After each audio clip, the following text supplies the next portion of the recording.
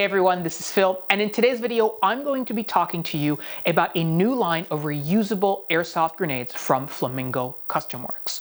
For those of you who are fans of the channel, you will likely remember that late last year in 2024, we had Sed and Tony from Flamingo Custom Works come onto the podcast to talk about the design and development of their 3D printed reusable airsoft grenades. And Sed and Tony were very kind and sent us their full line of products to give it a shot and tell people what we thought about them. And to their credit, they told us to be as rough on their gear as possible, and I really took that to heart, as you will see today in this episode. Their product line consists essentially of two categories: throwables and launchables. Their throwables are called the Distracting Flamingo, which I have here in front of me, and they use either 209 shotgun primer, which is available without a license anywhere in Canada at sporting goods stores like Cabela's, as well as cap gun caps, which you can get at basically any sort of dollar store.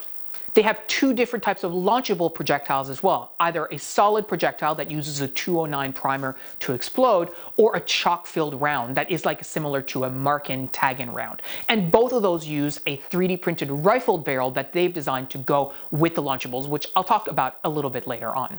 For the purposes of this video, however, I'm going to be primarily focusing on the throwable grenades, the Distracting Flamingo.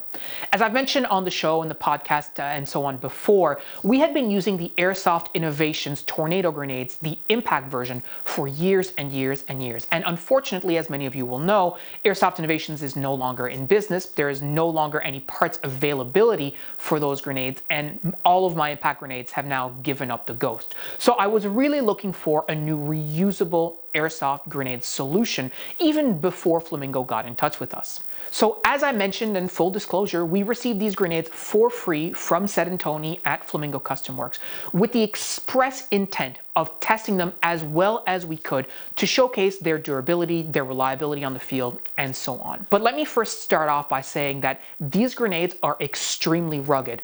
In no uncertain terms, I beat the shit out of these grenades. I have over 100 deployments on all these grenades combined, and I really did my best to throw them as hard as I could into the hardest surfaces I could find, including concrete, steel Connex boxes, and really gave the full swing as much as I could to see whether or not the material that they could use could withstand that kind of abuse. With all that said, let's dive into the actual review of these grenades. So when it comes to the Distracting Flamingo grenades, whether you have a 209 primer version or you have a cap version, they function relatively similar. The way that they work is by unscrewing this base plate here and gaining access to what they call the counterweight inside. The counterweight is a spring-loaded mechanism that, when pushed up into the shell of the grenade, this little plastic stopper actually hooks into the top of the grenade, and the spoon pins it in place. When you remove the safety pin and you throw the grenade,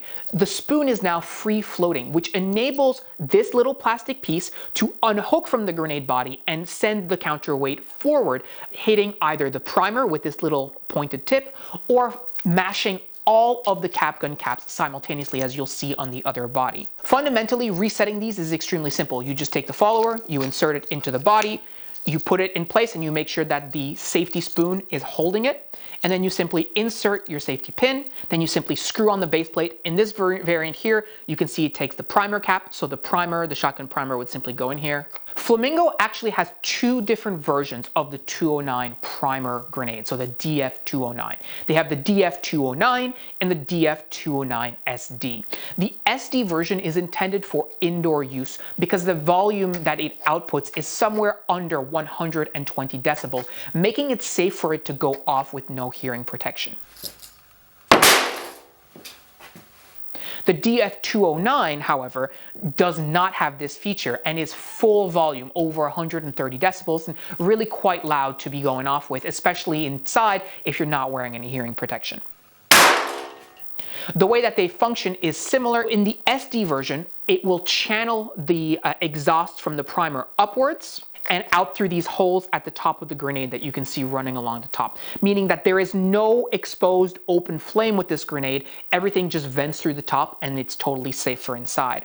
However, with the full 209, as you will see on the body, there are no holes, and the bottom of the base plate is actually completely open, which means that it actually ejects it all the way through the bottom. And this grenade has an open flame. This is quite loud. I would not feel comfortable throwing this in a building with players who, if they did not have hearing protection. I also measured the output with a decibel meter, and what they claim the decibels are for these grenades is pretty accurate for my decibel meter as well, probably within 5 or 6 decibels variance either way on all of these grenades. Finally, the DF08 is the cap gun primer version of the grenade, and it's exactly the same as the 209 SD. The only difference is when you look at the counterweight, it has a full plate on the bottom to mash all of the different caps for the cap gun primer simultaneously instead of using a pin. When it comes to setting off these grenades, all you need to do is pull the pin. Then this spoon here, you don't actually need to do anything with it. This spoon is free floating. So when the grenade has an impact, the spoon will move out of the way and the counterweight will simply fall down through the grenade. That's all that is required, and they all work exactly the same way. Originally, the Flamingo Custom Works used to use a bigger spoon, such as this one here. You can see the full length here. And they've actually retired this in favor of these smaller spoons because what they found in my testing, which I'll talk about in a second, they noticed that these were actually prone to cracking or breaking. So these mini spoons are standard with all of the grenades that you will get from Flamingo Custom Works now. Now let's talk about the construction of the 3D printed grenade bodies. As you can see, they have a sort of textured finish, and this is owing to the proprietary blend that they use, but it fundamentally is some sort of carbon fiber blend that Tony and Sed were telling me about. In terms of the ruggedness and durability of this plastic, I really threw the crap out of these grenades. I threw them very hard against all kinds of different surfaces, as I mentioned, concrete, steel Conex boxes, and so on. And outside of some small cosmetic scuffing, they never cracked. The body of the grenade has been rock solid. Yeah, they've taken lots of dings. You can see where some of the corners and edges have maybe been smushed a little bit from a hard impact, but outside of this cosmetic damage, you will notice there really isn't anything to report. These are as solid as they were when I got them, which is really truly remarkable given how hard I threw these grenades. And let me be very clear, I threw these grenades harder than you likely would ever throw them in any regular airsoft game.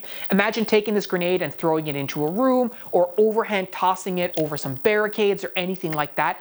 That would not be anywhere near the full fastball pitch that I tried with these grenades to get them to go off and to actually get them to break. And although there is scuffing, I was never able to get the body of the grenade to break. None of the bodies ever sustained any sort of catastrophic damage from my throws, with one exception.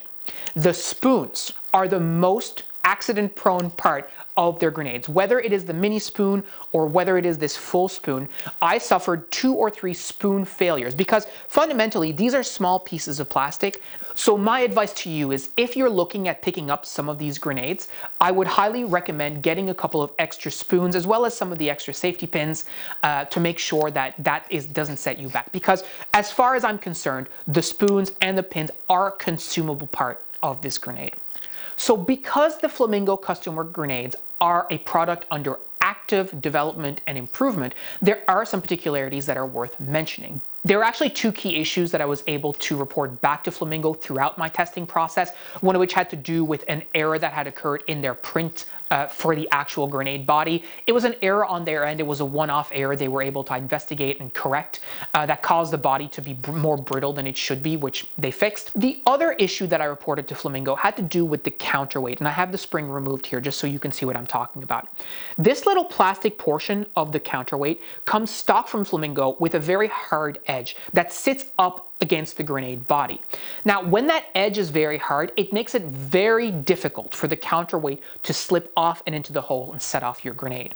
So as a consequence of this, Flamingo used to tell their users that you can take sandpaper and sand down the edge a little bit to make that release a little bit easier, and you absolutely can do that. However, if you sand it too much, the edge is no longer able to stay unsupported in the grenade, which means that as soon as you take the pin out, the spoon will fly forward and the grenade will set off instantly. So it'll go off in your hand essentially, which is definitely not what you want. In order for them to counter that on the factory and manufacture side of things, they've actually modified their process to do a lot more dummy fires on their end to wear it in a little bit before they send it out to the customer, the end user.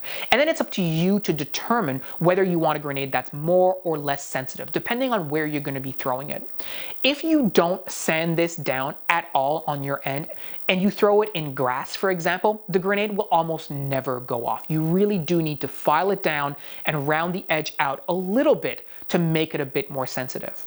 If, however, you're only playing indoors and throwing the grenade on concrete relatively consistently, you'll find that the stock counterweight setting will probably be okay for you. But really it's down to you as the end user to figure out where you like that sensitivity, understanding that over time that plastic will wear down and the grenade will become more and more sensitive. So while this is a product that you can absolutely just buy and start using, a little bit of attention and TLC will make sure that it gets the grenade exactly where you want it the first time.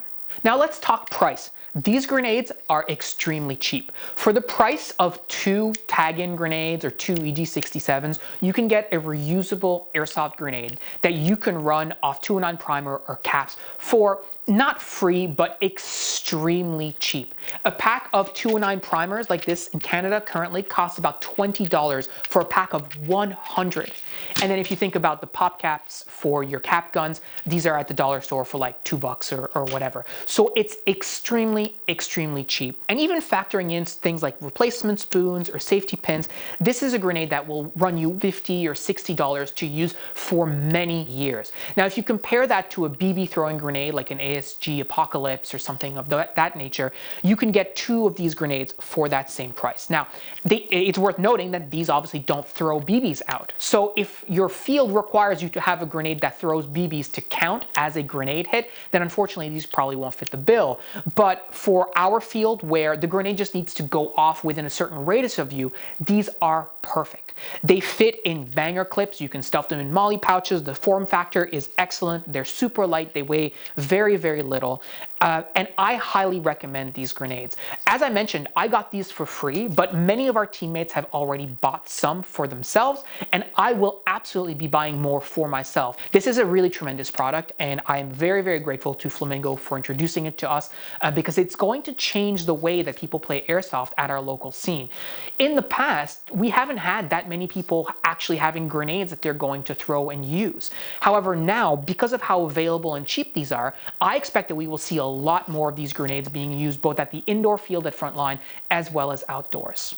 I think the only thing that needs to be improved on these grenades overall is the sensitivity of the counterweight trigger. Fundamentally, their point of view at Flamingo is that they want them to be as least sensitive as possible to allow the end user to basically fine-tune sensitivity for themselves to the level that they want. And I understand that logic. However, I do think that it would make the most sense for the grenade to be as sensitive as possible by default, because whether you're throwing it in the grass or you're throwing it on concrete, you want the grenade to go off as much and as often as possible. And so having had the opportunity to throw them indoors, outdoors, inside buildings on concrete, there have been a few situations where it wasn't quite as sensitive as I wanted to.